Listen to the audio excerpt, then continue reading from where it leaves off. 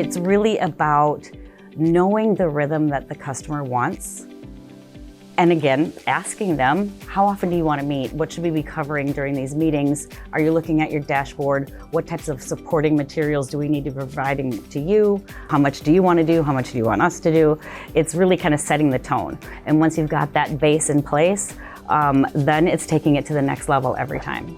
So I believe that my team has contributed to the success of our clients by just being very knowledgeable, being agile to their needs, and also continuously improving our processes and our operations. And I think that just provides an ease of mind to our clients.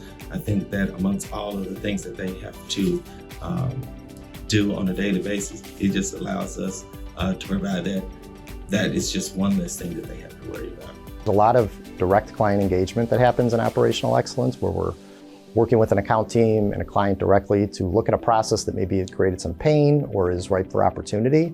And we're carrying through with them that journey, right? Looking at what is the current state? How do we define what some of those potential pain points are, and how do we solution for something that not only makes sense for the customer, but also for us as an operating group, so we can continually execute on them. The industry has really evolved and has really stretched our teams and forced them to really think outside the box. A lot of times it comes in late or long hours, and the teams just know that they're there to support the customer. I'm not sure what state he was in, but it was cold. He calls, he's like, hey, I like myself out of the vehicle. I'm outside of school, the school doesn't let me in. I told him that I was just working at your school, and he was stressed, because obviously he's cold, he's locked out of his vehicle, he was just working inside the school, and now the school's not letting him in. And we tried calling the police, to get assistance. We got him an Uber. We just need you to stay there with him, let him be in your car. We'll pay for the time. And the driver was very thankful. He was like, he was about to freeze, he said. So at the end of the day, the lockout person showed up, and everything worked out well. So one of the main areas that we help our customers with is cost reduction initiatives. And a few years ago, especially as times were getting a little bit tighter and there's a little bit more constrained capital, we were working with our customers to understand how could they reduce their cost footprint.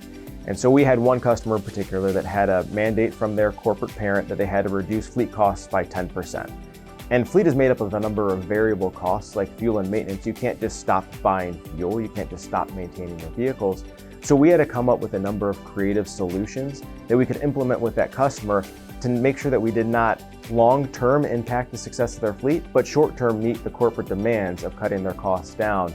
So coming up with creative ways in order to acquire new vehicles, in order to put those vehicles into service, and ways that they could cycle out of certain types of vehicles to make sure that they maximize the returns on those vehicles and meet those corporate initiatives while continuing to have a long-term stable fleet success strategy.